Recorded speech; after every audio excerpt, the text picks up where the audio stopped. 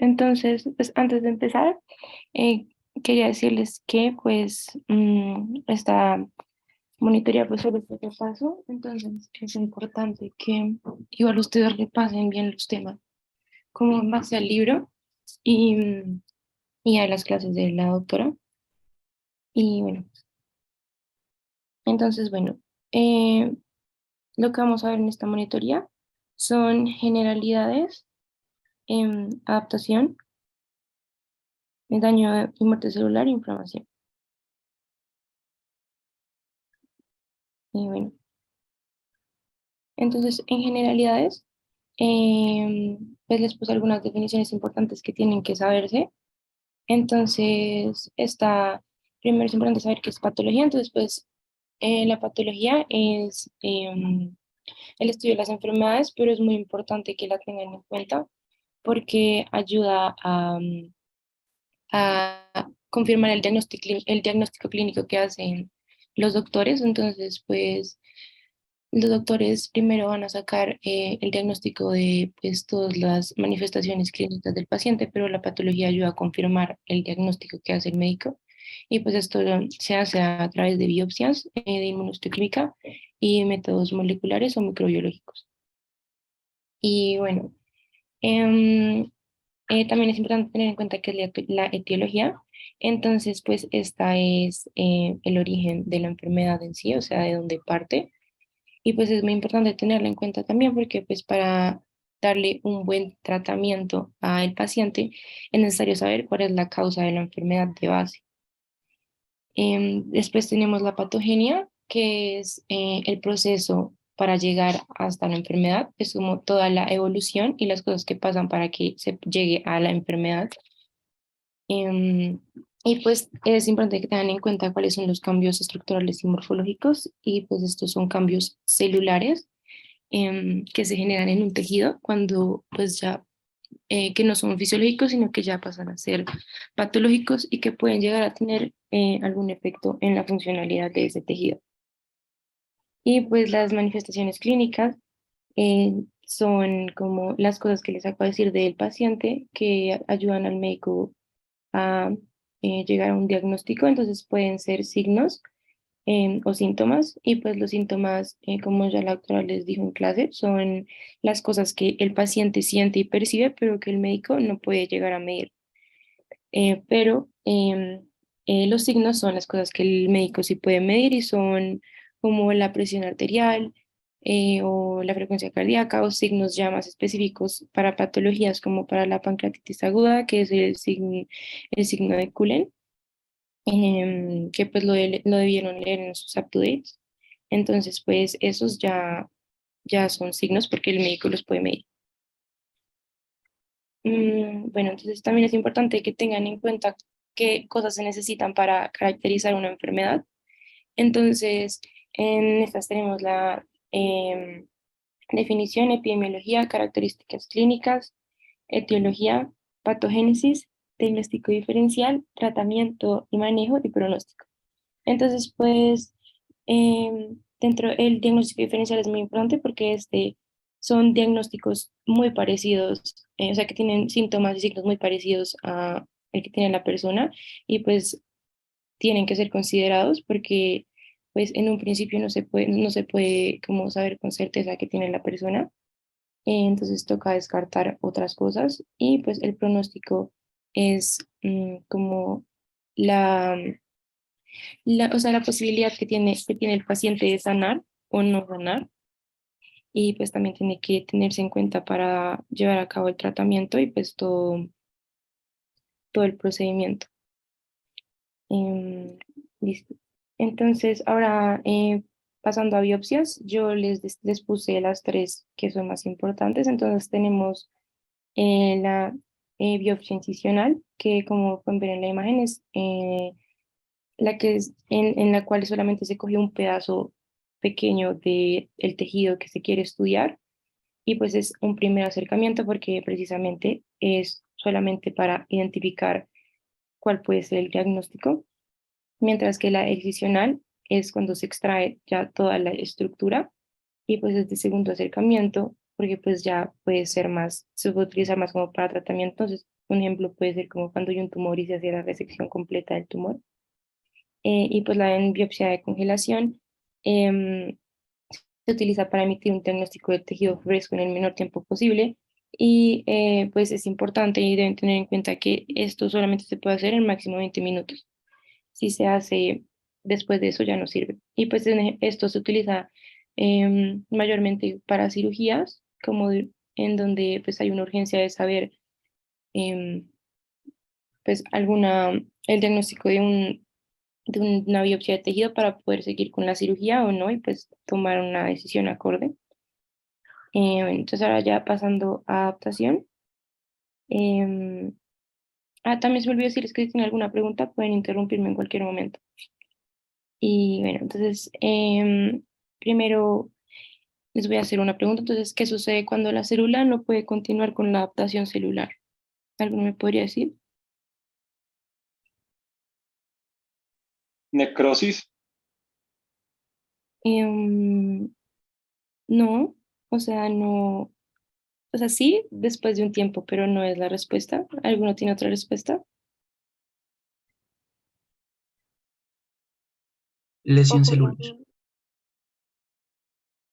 Sí, sí, se genera una lesión celular. Bueno, ¿cuáles son las posibles causas de estrés? ¿Alguno sabe?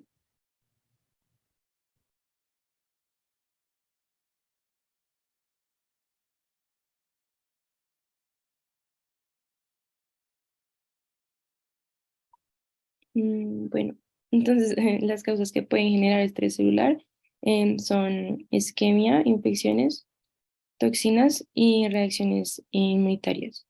Y pues deben tener en cuenta que la isquemia es falta de perfusión, pero también falta de oxigenación en los tejidos. Y bueno, pasando a ti los tipos de adaptaciones que hay, entonces tenemos la hipertrofia, hiperplasia, metaplasia y atrofia. Entonces, em, en la hipertrofia, pues tenemos que una de sus características más importantes es el aumento del tamaño de las células. Entonces, en este, pues las células van a crecer y esto va a suceder porque se van a producir mayor cantidad de proteínas y organelos dentro de la célula que la van a hacer aumentar de tamaño, pero pues no va a haber un aumento en el número de células porque normalmente este proceso ocurre em, en los órganos, en órganos que no tienen una capacidad de división celular buena, entonces no puede haber un aumento del número de células, sino solo de su tamaño. Y pues en esta puede haber hipertrofia patológica o hipertrofia fisiológica. Y pues los ejemplos que les traje son en la patológica, que puede pasar cuando hay hipertensión crónica, que el corazón necesita generar más fuerza para poder bombear la sangre hacia los tejidos, pues su fuerza normal no es suficiente, entonces se necesita que haya un aumento del tamaño de las células que le pueda dar una mayor fuerza para poder bombear esta sangre. Y pues en la fisiológica les puse el aumento de masa muscular en las personas que hacen ejercicio, eh, en donde pues por un aumento de su funcionamiento de las células musculares pues van a tener un crecimiento. Entonces, ¿me pueden decir cuáles son las células que no tienen una buena capacidad de división?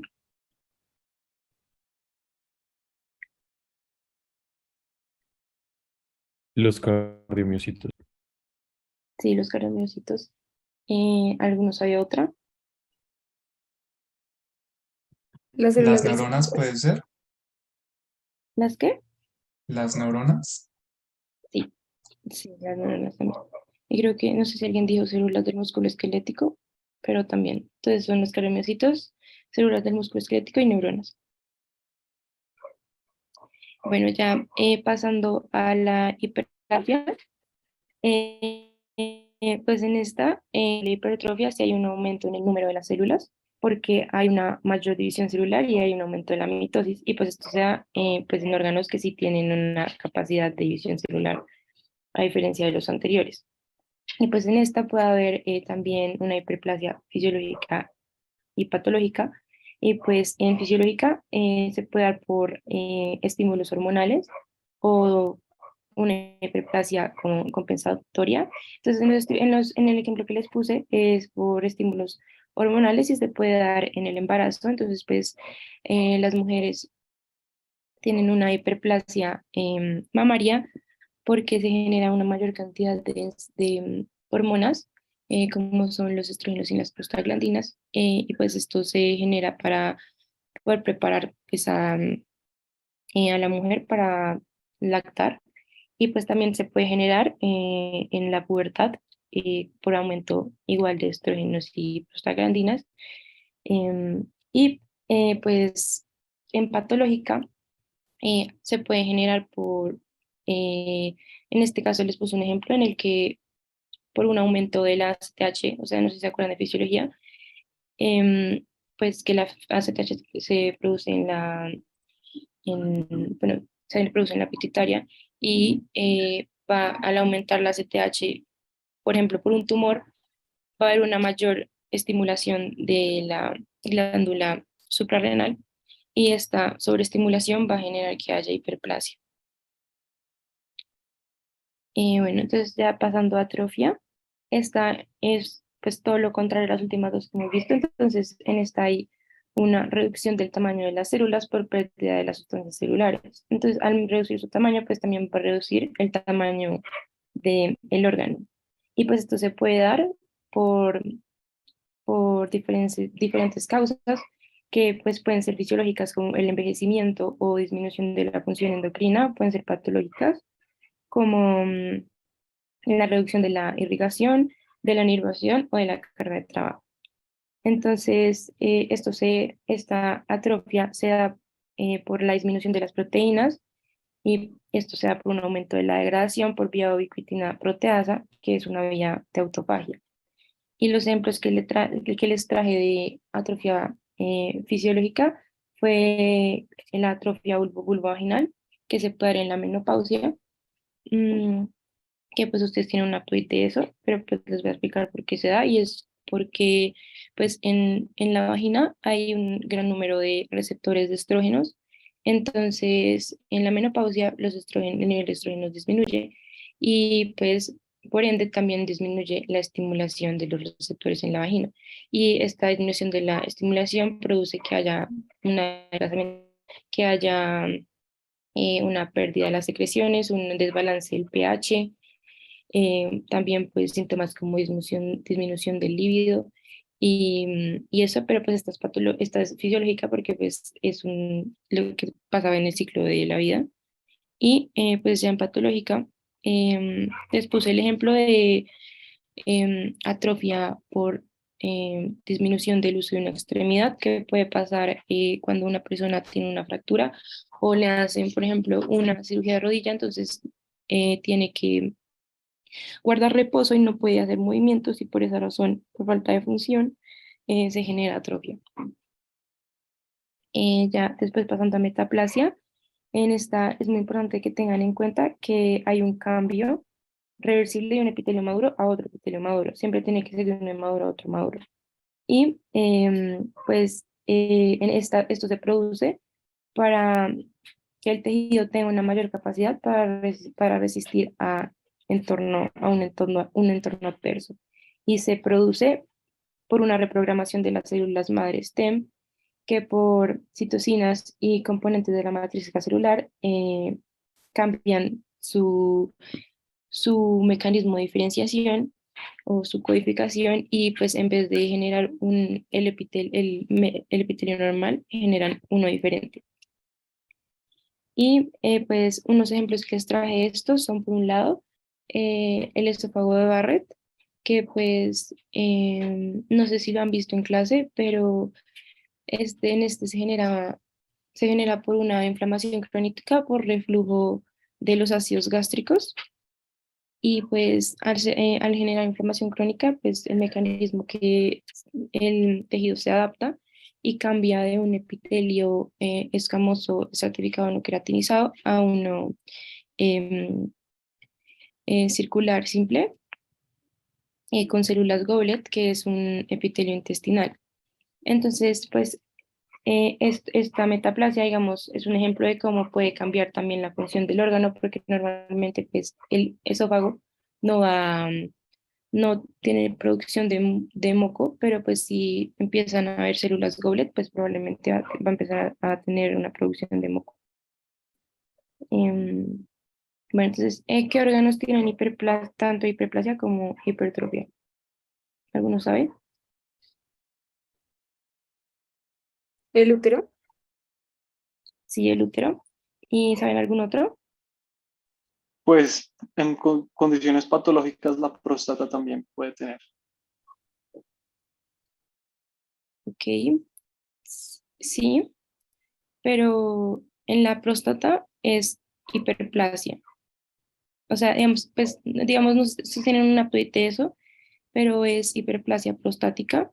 O sea, es muy importante que tengan en cuenta que es hiperplasia, no hipertrofia. O sea, en esa solo es hiperplasia. Pero pues el útero sí está bien. Y pues también en el tejido mamario. O sea, yo les puse el ejemplo del tejido mamario en hiperplasia, pero también hay hipertrofia, porque pues no solamente necesita haber un aumento como de las células mamarias, sino también un aumento de su tamaño para poder prepararse para recibir la leche a la hora de, de la lactancia. Bueno, entonces ahora seguimos con lesión y muerte celular. Entonces, mm, ¿alguno sabe cuándo se genera lesión celular y cuándo es reversible o irreversible?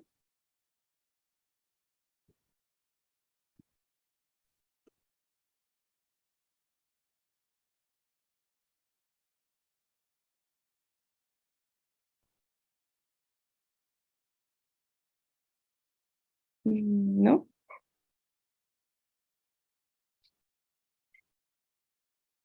Bueno, entonces, pues la lesión celular se genera cuando las células están bajo estrés y están expuestas a agentes inertes o dañinos a los humanos, y como ya les dije, cuando se sobrepasa la capacidad de adaptación.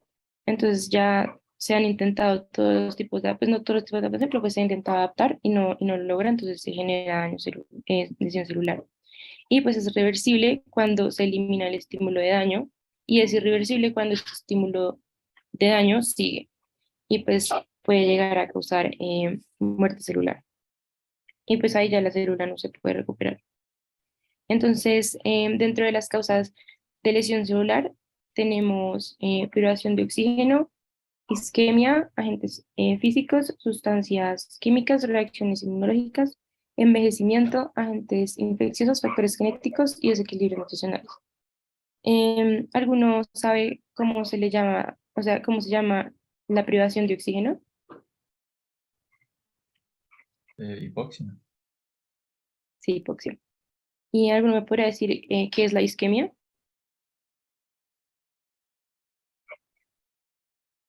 Falta Cuando de aparte, perfusión de oxígeno. ¿Cómo? ¿Podrían repetir? Qué pena.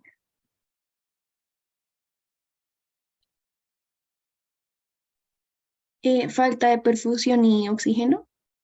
Sí, sí, perfecto.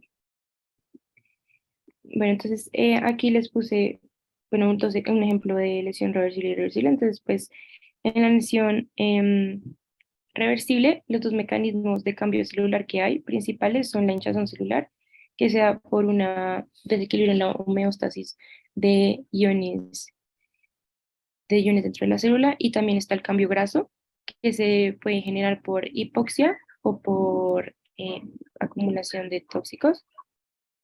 Y en la irreversible, pues está en esta ya hay una incapacidad para revertir la función mitocondrial, o sea, la función mitocondrial se daña y no hay forma de revertirla, y también se generan trastornos de función de membrana que tampoco pueden revertirse. Y pues se puede ya generar la necrosis y la apoptosis. Entonces, en el ejemplo que les traje es la esteatosis hepática, Entonces, en la esteatosis hepática es reversible y pues esto se puede dar tanto por razones, por exceso de alcohol o por síndrome metabólico como la diabetes. Y pues en esta se generan vacuolas lipídicas, como se ve en la imagen, em, pero pues estas pueden revertirse. Mientras que en la segunda imagen que les tengo, que es de lesión irreversible, hay una cirrosis y en la cirrosis ya las células han generado un mecanismo de fibrosis y la fibrosis no puede revertirse, o sea, las células ya después de la fibrosis eh, pierden la función celular y pues ya no pueden volver a, a su función normal. Entonces, la única forma de tratar la lesión, la cirrosis, sería por un trasplante hepático.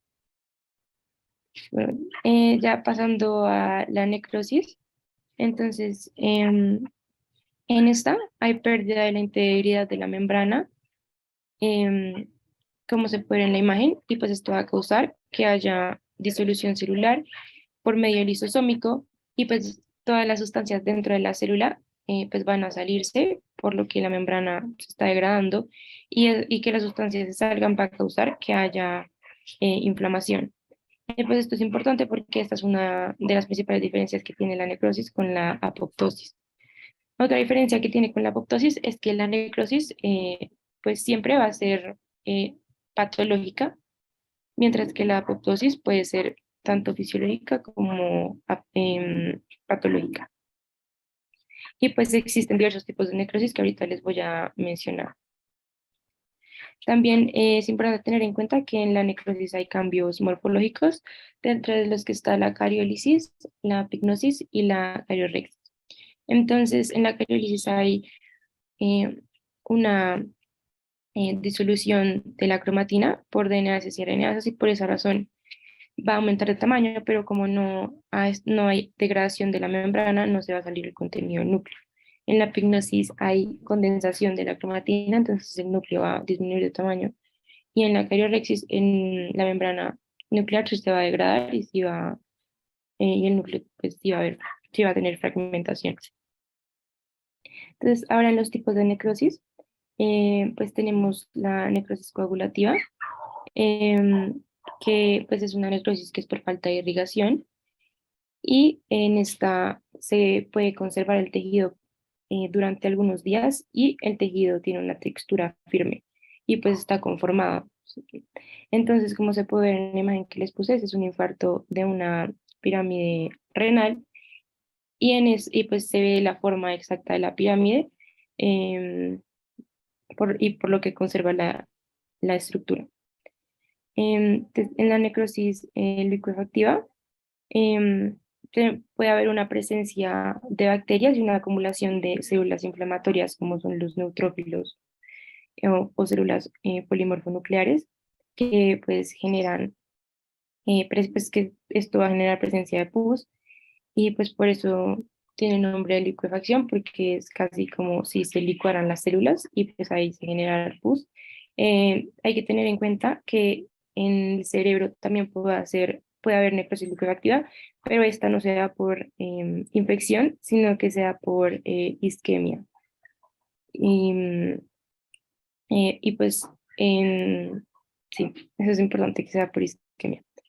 Em, Después en la fibrosis, en la necrosis fibrinoide, pues se da mayormente por reacciones inmunitarias, entonces hay formación de complejos antígeno-anticuerpo y pues un ejemplo de esto puede ser acumulación de complejos antígeno-anticuerpo en las paredes arteriales. Em, Después tenemos la necrosis gangrenosa, que en esta hay una isquemia, se genera por isquemia, entonces por pérdida tanto de irrigación como de oxígeno. Y pues esta es una necrosis por coagulación, pero de múltiples capas de tejido. Y se da mayormente en extremidades inferiores. Y puede haber una gangrena húmeda, que es cuando hay infección del tejido y los neutrófilos son atraídos. En la necrosis gaseosa hay una acumulación de células lisadas y fragmentadas y por esa razón es que se ve como con un aspecto parecido al queso y como de color como blanco amarillento, y es porque las células pierden su conformación completamente y la arquitectura del tejido se borra. Y pues esto se da más frecuentemente en la infección por tuberculosis. Y por último, la necrosis grasa, pues hay destrucción de la grasa y esta se da principalmente en la pancreatitis aguda por activación de la lipasa pancreática dentro del páncreas, que pues la lipasa, como dice su nombre, pues degrada las grasas. Y pues normalmente, como ya deben saber, pues la lipasa, bueno, todas las enzimas pancreáticas deberían activarse ya al llegar al duodeno, pero en este caso se activan dentro del páncreas y pues causan degradación de los vacinos y también pueden causar degradación del tejido peritoneal. Y pues si ven en la imagen hay como unas estructuras que son de color como blanco y estas se forman porque en la liberación de ácidos grasos, estos se combinan con el calcio y generan una reacción que se llama saponificación y esto genera que haya como áreas de color blanco. Entonces, algunos saben, entonces me pueden decir, ya me han dicho muchas veces, pero me podrían decir cuál es la diferencia entre isquemia y hipoxia. Disculpa, una pregunta. Y Respecto a la necrosis grasa, tú dijiste que esas precipitaciones eran la unión de calcio con ¿qué? con los ácidos grasos. Ok, gracias. Dale. Entonces, ¿alguno me la podría volver a decir? Es que es súper importante que sepan cuál es la diferencia. Creo que en isquemia también pierdes los nutrientes que te lleva la sangre y en hipoxia simplemente es el oxígeno. Em, sí, o sea, pues, no los nutrientes, pero sí se pierde la irrigación sanguínea. Y pues también el paso de oxígeno a los tejidos, pero en la hipoxia solamente es el paso de oxígeno a los tejidos. Entonces, sí, está bien. Bueno, entonces, verdadero o falso, la morfología de un órgano cambia rápidamente después de la lesión celular. ¿Algunos saben?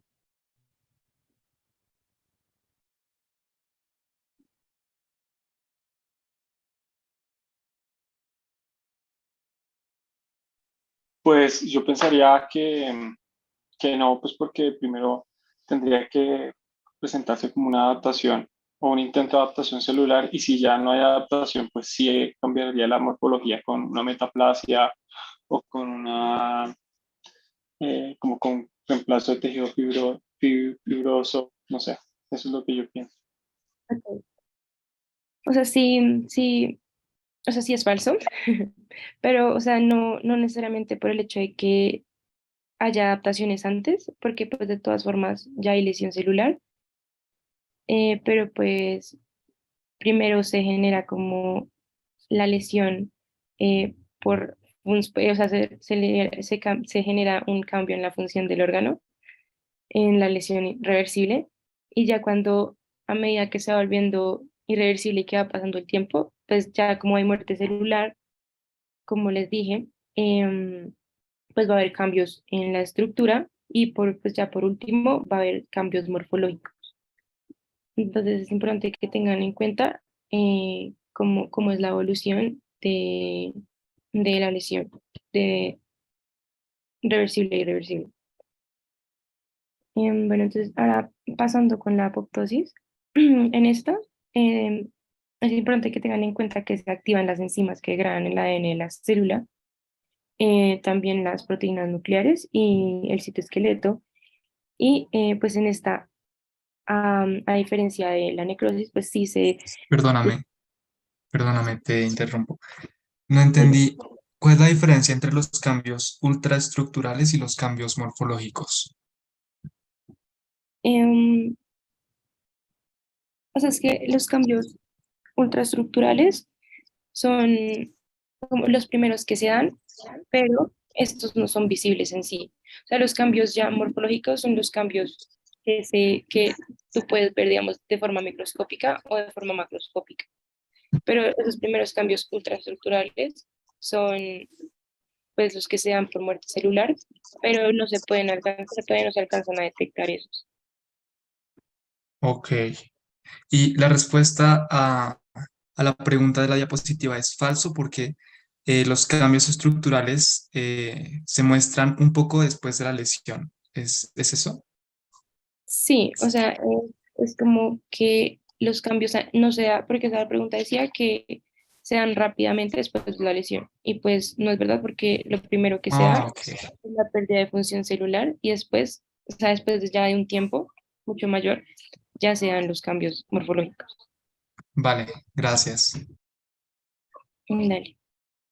Bueno, entonces, bueno, se está diciendo que en esta diferencia de la necrosis, o sea, sí hay fragmentación de la célula, pero la membrana queda intacta. Entonces, como la membrana queda intacta, pues los contenidos de la célula no se van a salir y no va a generar una reacción inflamatoria como la genera la necrosis.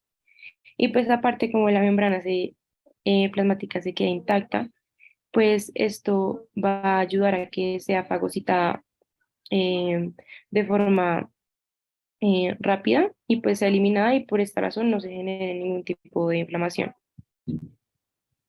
Y pues en esta también hay diferencia en la necrosis, como ya les dije, hay tanto apoptosis fisiológica como patológica.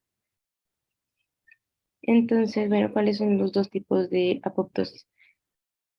Siento que esta pregunta no la hice bien, pero pues el caso es que es fisiológica y patológica, pero pues no son los dos tipos, pero bueno. Entonces, el caso es que la apoptosis fisiológica es una eliminación de las células que ya no son necesarias.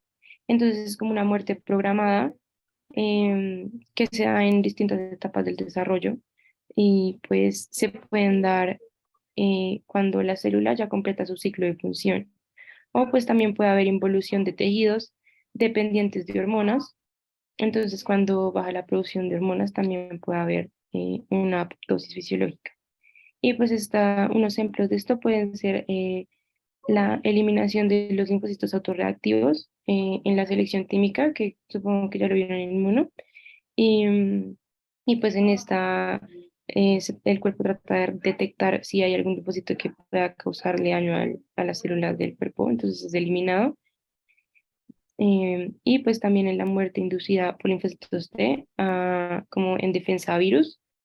Em, y pues en la patológica hay una eliminación de células anómalas con alteraciones genéticas o daño celular. Y pues esta eliminación se genera mayormente para que no haya mutaciones en un futuro. Y pues se puede dar por acumulación de proteínas mal plegadas que genera estrés en el retículo endoplasmático rugoso o lesiones em, por, por infecciones en la que pues se puede generar apoptosis porque el virus esté dentro de la célula o por reacciones inmunitarias. Y bueno, entonces, ahora sí, ¿alguno sabe cuáles son las dos vías de la apoptosis?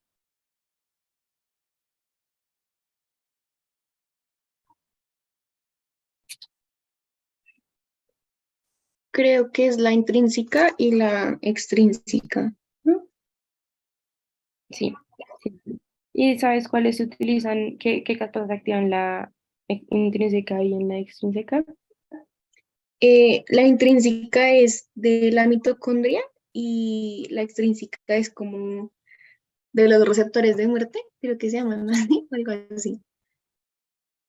Sí, sí, ok. Entonces, sí, está bien. Entonces, pues está la intrínseca o mitocondrial que activa la caspasa 9 y la extrínseca o iniciada por receptores de muerte que activa la caspasa 8 y 10. Bueno, entonces en la vía intrínseca, que es la vía mitocondrial, tenemos que es importante que sepan que las proteínas citocromo C, que pues en la imagen se muestran como las de color, los punticos de color rojo, son proteínas que son capaces de inducir apoptosis porque inhiben las proteínas que son antiapoptóticas que están en la célula.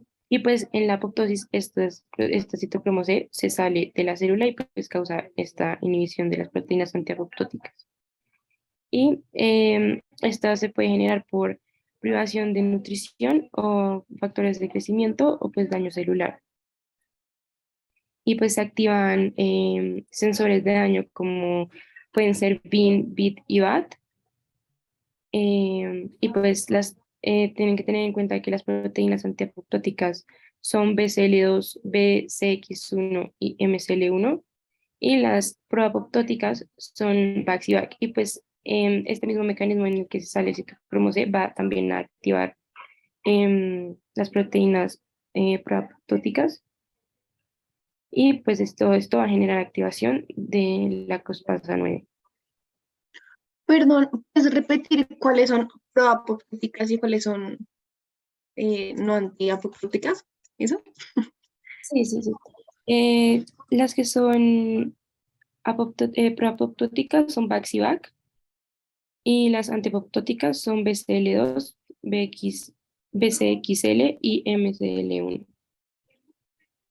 Listo, gracias. Dale. Y bueno, ya pasando a la vía extrínseca, pues esta es la vía de los receptores de muerte de la apoptosis. Y en esta, pues los receptores de muerte, bueno, algunos de los receptores de muerte son el de factor de necrosis tumoral tipo 1, el CD95 y el FAS ligando, que se pueden ver en la imagen que les puse. Y pues en esta vía, em, pues se ve cómo se activa el CD95 y esto activa FAT, y FAT activa la caspasa 8. También es importante tener en cuenta que la caspasa 8 puede activar miembros apoptóticos de la familia BCL2, que pues son de la vía mitocondrial, entonces esta vía también puede llegar a aumentar la función de la vía mitocondrial. Y pues también es importante que sepan que la proteína FLIP inhibe la activación de la caspasa 8. Entonces, esta puede ser utilizada por algunos virus para poder reproducirse dentro de la célula y que no haya apoptosis. Perdón, te puedo hacer una pregunta. ¿De dónde proviene FAS, el ligando FAS? Em, como que lo origina. Sí, o sea, no sé si mencionaste eso. Si no lo mencionaste, pues ignora mi pregunta, pero es que creo que lo mencionaste. No sé. Sí, pues o sea, ese es un receptor, o sea, el FAS ligando es uno de los receptores de muerte. Entonces, como al haber algún estímulo, em, ese receptor pues se va a activar y va a generar ese estímulo para que haya la apoptosis. Ah, ok, muchas gracias. Sí, porque o sea, el FAS ligando pues se va a unir al receptor FAS. O sea, como si ves en la imagen, menos las dos cosas que están amarillas, o sea, el FAS ligando llega al receptor FAS, pero es inducido por lesión celular o pues por algún estímulo que vea que la célula necesite entrar en apoptosis. Ah, ok, vale, muchas gracias. Vale. Bueno, aquí les puse una imagen en las que están, pues, en las que están ambos vías y pues es importante que tengan en cuenta que las caspadas iniciadoras son la 9 y la 8 y las ejecutadoras son la 3 y la 6. Y las caspadas ejecutadoras son las que activan las nucleasas para degradar el ADN y pues las proteínas y el citoesqueleto de la célula. ¿Puedes repetir cuáles son las iniciadoras y las ejecutadoras, por favor? Sí, las iniciadoras son la 9 y la 8 y las ejecutadoras son la 3 y la 6.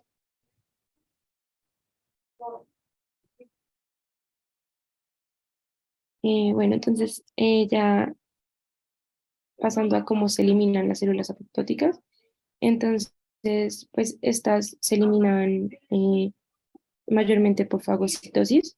Como ya les mencioné, como la membrana permanece intacta, pues puede haber fagocitosis y pues no se genera inflamación y pues esto em, se genera con ayuda de la fosfatodiglicerina de la membrana interna que sale a la membrana externa y es reconocida por macrófagos tisulares para que haya fagocitosis o también la célula libera pues algunos factores que también van a generar que haya una reclutación o que puedan atraerse los fagocitos para que pues puedan ingerir la célula. Y pues este proceso de fagocitosis se llama esferocitosis. Y pues también puede haber fagocitosis, pues yo creo que lo vieron también en inmuno por medio de la opsonización, o pues, no, mentiras, no sé si lo han visto, pero bueno, por medio de la opsonización que se hace a través de anticuerpos y proteínas de complemento que se ponen alrededor y pues causan que se atraiga también el fagocito y se genere fagocitosis. Bueno, entonces, ¿qué tipo de muerte celular tiene apariencia morfológica de necrosis, pero usa factor de necrosis tumoral sin activación de caspasas, como sucede en la apoptosis? ¿Alguno sabe?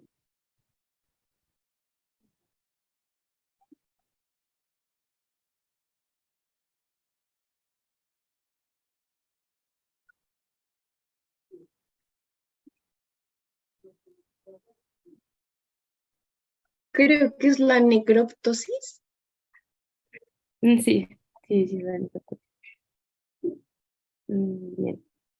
Bueno, entonces ahora pasando a la autofagia, pues en esta es un método de supervivencia que pues, generan algunas células cuando tienen deficiencia de nutrientes o energía. Entonces utilizan su propio contenido para reciclarlo y poder generar sus propios nutrientes y energía. Entonces esto se realiza a través del secuestro de sus organelos en vacuolas autofágicas y estas vacuolas autofágicas después se van a unir como pues está en la imagen con un lisosoma y van a formar un autófago lisosoma. Y pues dentro del lisosoma pues están las enzimas lisosomales y estas van a ser las que ayuden a degradar todo el contenido. Y pues este contenido degradado se va a poder volver a utilizar como nutrientes por la célula. Y bueno, entonces, ¿alguno podría decir qué son estas, o sea, qué son estas dos imágenes y si creen que alguna de las dos tiene necrosis o no?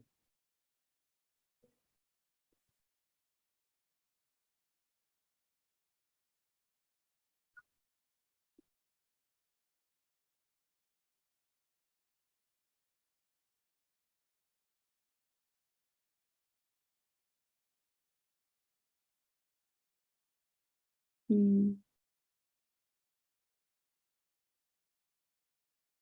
bueno, entonces voy a seguir.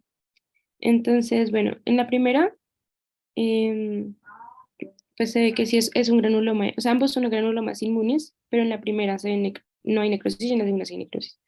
Entonces, pues es importante que tengan en cuenta que pues en los granulomas inmunes, como la primera foto, está conformada en el interior por macrófagos epitelioides y en su exterior está conformada por células inmunes, en este caso, pues a que son linfocitos y pues se pueden diferenciar porque son los que son puntos de color morado oscuro, entonces se pueden diferenciar. Y pues en la otra imagen que les puse, también es un granuloma inmune, pero este sí tiene necrosis en el centro y pues se puede distinguir porque se ve que no hay ningún tipo de estructura en el centro y pues todas las células están lisadas, pero además en este se pueden ver también alrededor de la necrosis células, macrófagos epitelioides y pues también células inmunes que son los linfocitos, pero pues también se ven otras células muy importantes. ¿Alguna me podría decir qué otra célula se ve en esta imagen? Aparte de las que ya les mencioné. Las células gigantes, Sí, sí, las células gigantes. ¿Y me podrías decir esas células gigantes de qué están hechas? eso sí no lo sé. Ok, Creo que no, están hechas de macrófagos activados.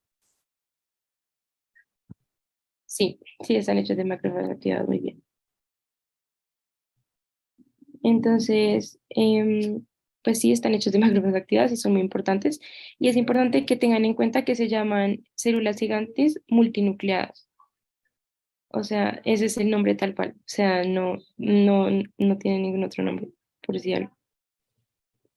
Em, bueno, entonces ahora vamos a pasar a las acumulaciones que pueden existir dentro de las células. Entonces, puede haber acumulación grasa y esta pues ya más o menos se las mencioné en el ejemplo que les di anteriormente, que pues está mayormente en el hígado y da por una acumulación, puede dar por una acumulación de triglicéridos en las células parenquimatosas, que pues esto sería en alguna enfermedad del síndrome metabólico como hipertrigliceridemia. Y pues en esta, esto se da mayormente en el hígado porque hay un mayor metabolismo, es en donde hay mayor metabolismo de ácidos grasos. Y también se puede dar por abuso de alcohol. Y pues, como ven en la imagen, pues hay vacuolas lipídicas y estas se pueden encontrar mayormente en la zona 3. O sea, no sé si se acuerdan que en el hepatocito hay zona 1, zona 2 y zona 3, pero en la zona 3 se encuentran mayormente porque esta zona es la que es más propensa a que haya hipoxemia, por lo que queda más lejos de la arteria hepática, entonces el flujo sanguíneo oxigenado pues no llega directa, o sea, llega directa, pues llega mucho tiempo, o sea, mucho después.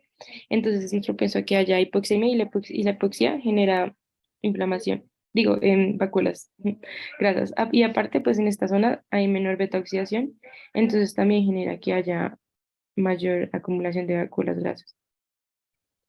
Después en la acumulación de colesterol y el estrés de colesterol, pues se hace mayormente en las arterias, entonces pues como aterosclerosis y pues se da por un aumento del colesterol en la sangre, que pues eso lo van a ver en quinto, pero pues un aumento de colesterol en la sangre que causa que haya depósitos de ese colesterol en las paredes de los vasos y pues después y que haya como inclusión de este colesterol en la pared. Mm, bueno, después siguiendo con acumulaciones de glucógeno, estas se dan por un mal metabolismo del glucógeno o un exceso de acumulación y acumulación de glucógeno y se da mayormente por enfermedades que son hereditarias y en las que hay defectos enzimáticos que generan que no haya una buena descomposición del glucógeno y que no se pueda degradar de forma eficiente, entonces se acumula. Y sí, pues casi todas son hereditarias. Después, siguiendo con los pigmentos, pues hay algunos que son exógenos y otros que son endógenos. Entonces, en los exógenos que les puse, pues está el carbón, que pues se puede dar por contaminación ambiental y puede llegar a generar antracosis, que es la imagen que les puse ahí, y pues la antracosis es como acumulación del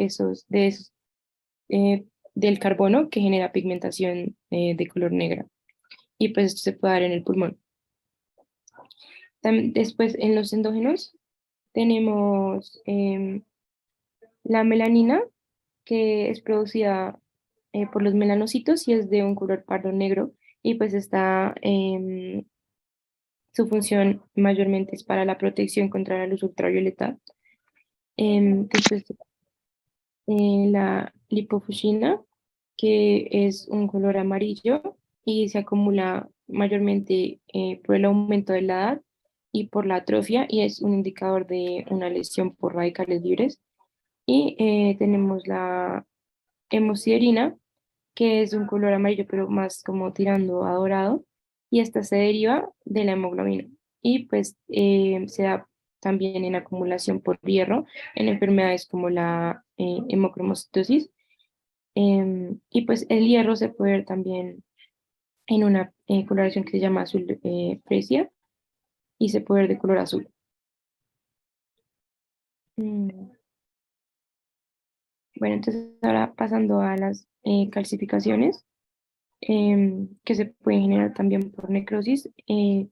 Esta se puede, bueno, se puede dar por necrosis coagulativa, gaseosa o liquefactiva, y es una sedimentación de las sales de calcio, hierro y magnesio y otros minerales.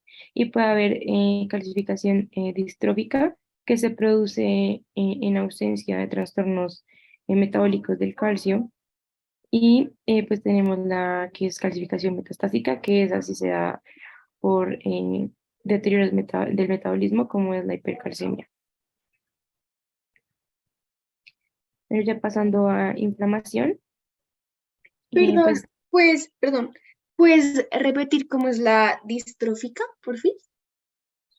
sí, entonces pues la distrófica se produce, o sea, es la calcificación que se produce, pero no tiene, o sea, no tiene nada que ver con trastornos del calcio. O sea, son las calcificaciones que se producen sin que haya hipercalcemia.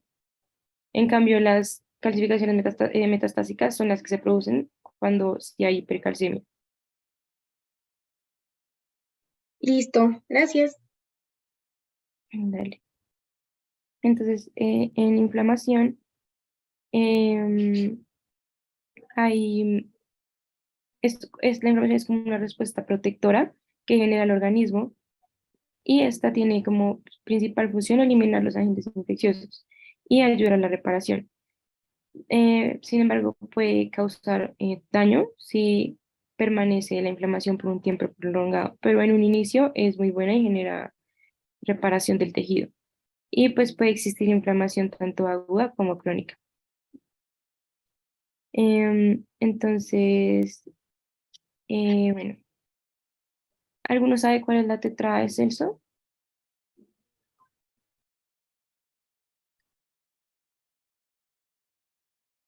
Eso tiene que ver con las manifestaciones de calor, hinchazón, dolor y Sí, enrojecimiento.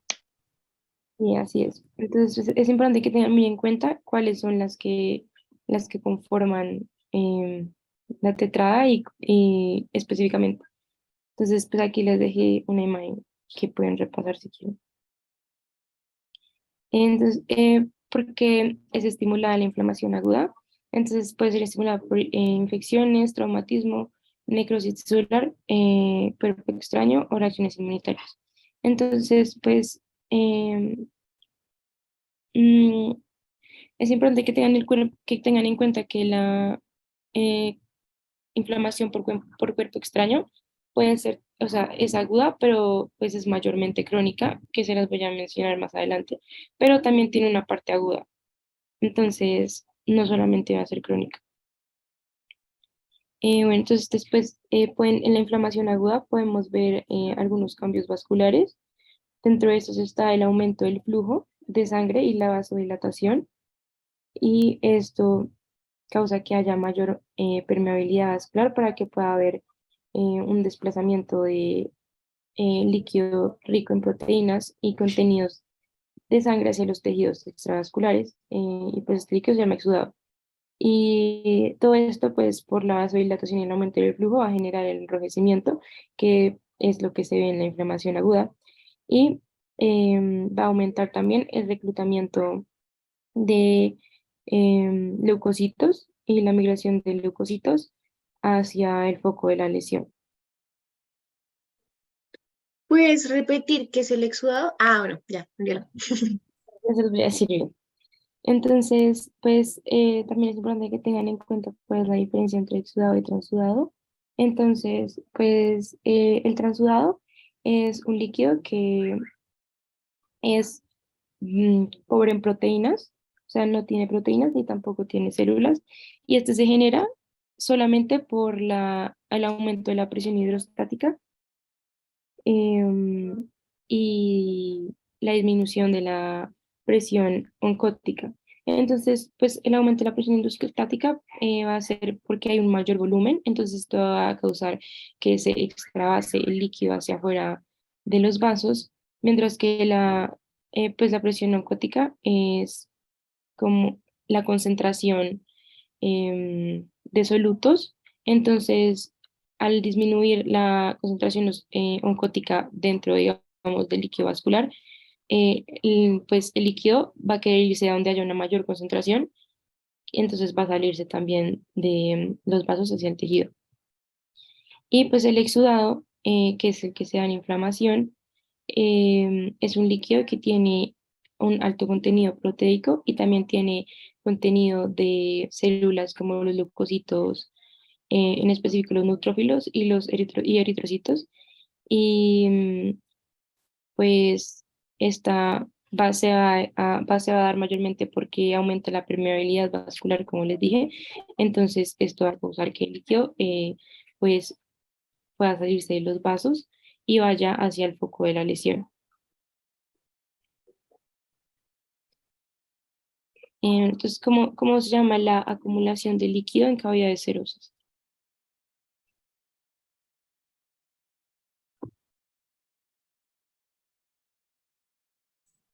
Edema. Sí, edema. ¿Y me pueden decir cuáles son las cavidades serosas?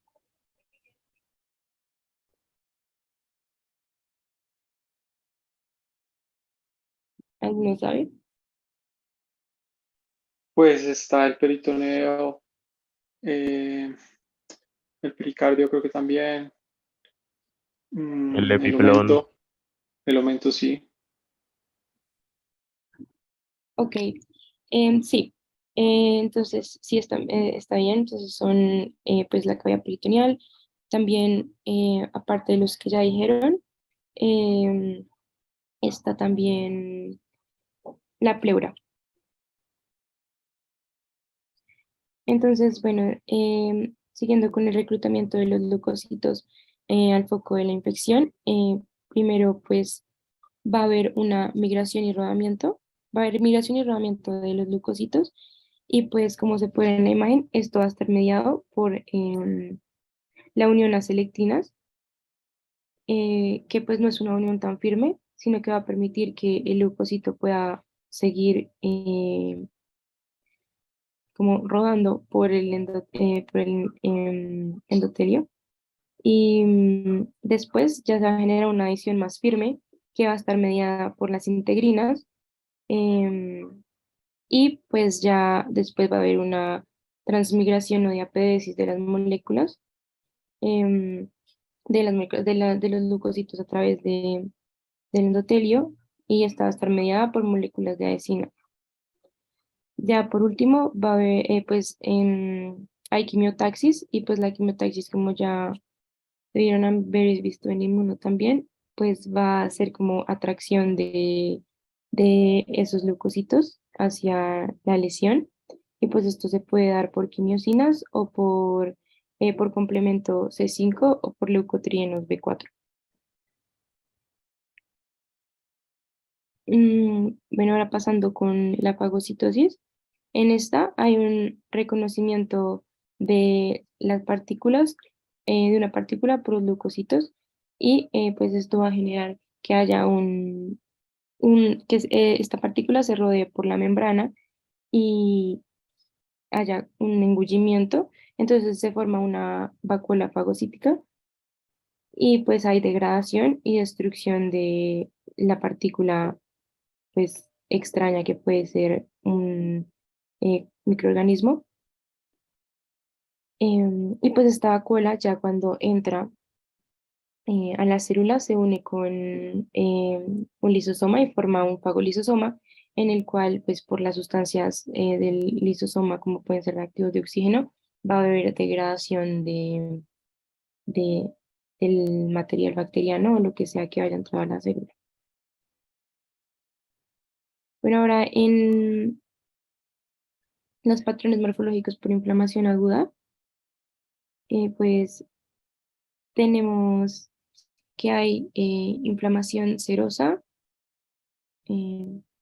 perdón porque está mal escrito, qué pena, se me fue la I, inflamación fibrinógena, úlcera y inflamación supurativa.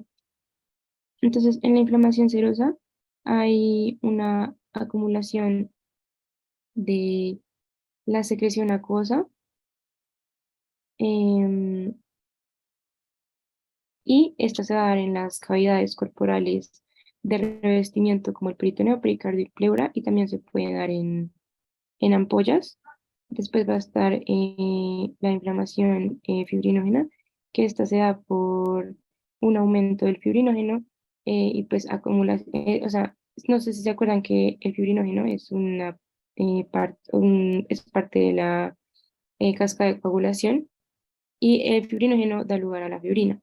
Entonces va a haber extravasación del fibrinógeno y va a formar cúmulos de fibrina en tejidos. Y estos cúmulos de fibrina después de un tiempo pueden también generar fibroblastos y llegar a formar cicatrices. Y esto un ejemplo de esto puede ser la pericarditis fibrinógena. Después en la úlcera se da una excavación local en la superficie de un órgano, entonces hay desprendimiento de las células y pues va a quedar casi que un hueco y pues como es inflamación aguda va a haber presencia de neutrófilos y pues esta se da mayormente en la boca, en el aparato genitourinario, en la piel y en tejidos subcutáneos. Y pues ya por último tenemos la infección supurativa que pues se da pues por infección o por formación de abscesos y acumulación de exudado purulento, pues que está compuesto de neutrófilos y pues es el pus.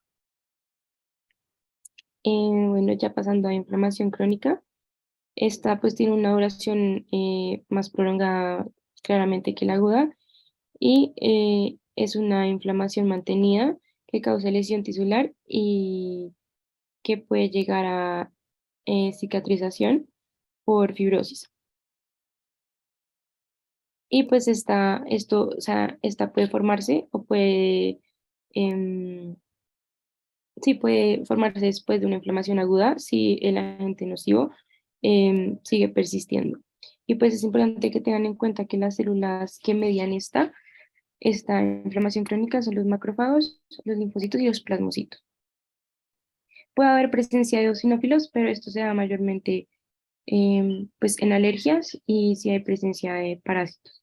Pero pues no, el eosinófilo en sí no se cuenta como una célula de inflamación crónica, o sea, no aparece en inflamación crónica, sino solo en esas situaciones específicas.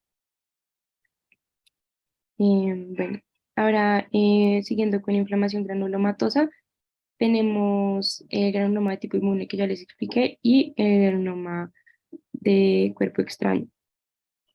Entonces, en el inmune, pues ya, como les dije, pues ya les di todas las partes del granuloma inmune que tienen que tener en cuenta. Y pues el granuloma de cuerpo extraño, pues es diferente al inmune en el sentido de que pues no tiene células, pues no tiene alta presencia de linfocitos, pero sí va a tener de todas formas presencia de macrófagos y pues estos van a estar alrededor del el objeto o la sutura o lo que sea que no pertenezca al cuerpo y van a intentar fagocitarlo. Pero pues por el tamaño y pues por el material de lo que esté hecho, como es extraño, no van a poder fagocitarlo y solamente se van a quedar a su alrededor, como pues se ve en la imagen de este lado. Bueno, ahora siguiendo con los tipos de tejidos, ténganlo muy en cuenta y pues por favor sepan diferenciar cada uno.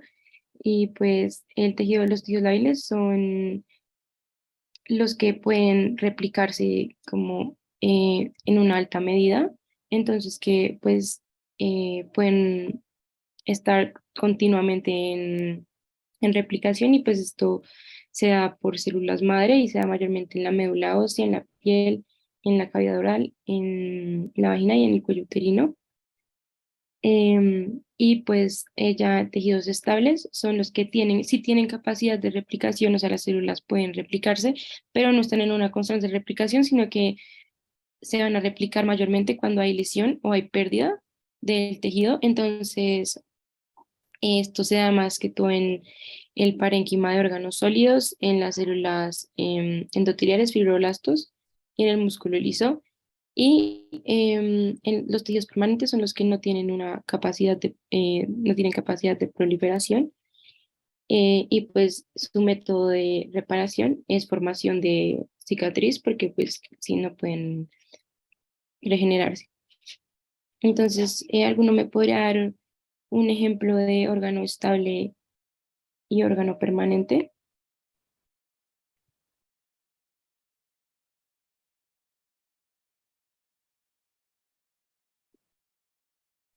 El cerebro. Em, Como permanente, ¿cierto? Sí. Ok. ¿Algún otro? ¿Sabe? ¿Algún órgano?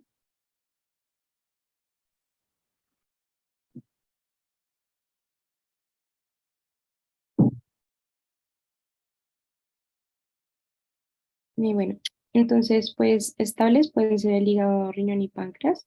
Entonces, pues digamos, eh, en el hígado, pues es pues, un órgano que puede como regenerarse casi que completamente. Entonces, pues es importante tenerlo en cuenta. Y en permanente sí tenemos pues las neuronas, el miocardio y el músculo esquelético, como ya les había mencionado. Entonces, ahora en la reparación de los tejidos, pues es un proceso de regeneración epitelial y formación de tejido conectivo, y en esta hay respuesta tisular a heridas, procesos inflamatorios o necrosis celular en órganos. Y es importante que se sepa en el proceso de cicatrización. Entonces, pues primero sucede angiogenia, que es formación de vasos sanguíneos pues nuevos, migración y proliferación de fibroblastos y depósitos del tejido conectivo, y maduración y reorganización de tejido fibroso. Y pues en esta última parte es cuando hay contracción de de la cicatriz. Entonces, ¿alguno me podría decir algún factor clínico que afecte la cicatrización? Puede ser como un elemento extraño dentro de la herida que cicatrice con ese elemento extraño. Ok,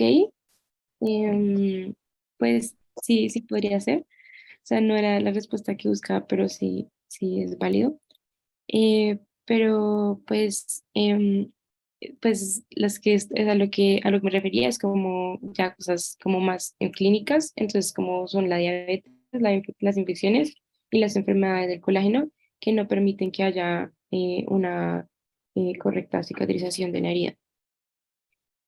Y bueno, ya siguiendo con los tipos de cicatrices, tenemos la hipertrófica y la queloide. Entonces, en la hipertrófica tiene colágeno tipo 3 y se caracteriza por tener un tejido ordenado. Y pues lo más importante de esta es que no se sale o no crece más allá de los márgenes de la primera lesión, sino que se mantiene igual y puede mejorar con el tiempo. Mientras que el queloide, pues también tiene, pues tiene mayores cantidades de colágeno tipo 1 y tipo 3, y pues en esta sí el crecimiento del tejido conjuntivo va a ser muy desorganizado y se va a extender mucho más allá de la herida inicial. Y pues a medida que pasa el tiempo, puede que sea peor, entonces va a aumentar de tamaño. Y pues esta proliferación es benigna, pero pues es patológica, porque no es normal que, mm, que haya esta proliferación, y se da mayormente en las personas afrodescendientes.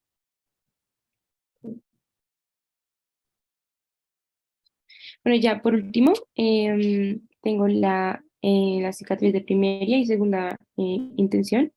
Entonces, en esta, pues en la de primera intención se da una rotura focal de continuidad de la membrana basal, y pues en esta hay un daño y muerte de un número pequeño de células epiteliales y el tejido conjuntivo, y pues su principal mecanismo de reparación es la regeneración epitelial. Entonces en esta casi que va a haber como una completa regeneración del tejido y no se va a formar, o pues no se va a formar una cicatriz muy grande. Y pues ya en la segunda intención, si hay una pérdida de células y de tejido tisular más extensa, entonces pues hay heridas más amplias, hay focos de formación de abscesos, ulceraciones, necrosis, isquemia, y en esta se necesita tanto regeneración como cicatrización porque pues hay un daño más extenso del tejido conectivo. Y entonces pues se va a generar un mayor tejido de granulación y pues se va a formar una cicatriz mucho más grande y se va a ver una mayor contracción de la cicatriz, como se ve en la imagen, que hay como que se hunde un poco la piel, entonces va a haber una mayor retracción. Y bueno, entonces la monitoría es hasta ahí. Yo pues decidí hacerles unos resúmenes de los up-to-dates. Entonces, pues la verdad es que la doctora me dijo que solamente les pusiera en qué tenían que enfocarse, pero pues yo les puse un poco más de información. Entonces, pues les hice un resumen de los puntos más importantes de cada uno de los updates y pues espero que les sirvan. Igual tienen que revisar los updates bien. Pues es muy importante que los revisen, por favor, revísenlos, léanselos bien, y ya, eso es todo. Gracias. Espero que les sirva la monitoría. Muchísimas gracias a ti. Gracias. Igualmente.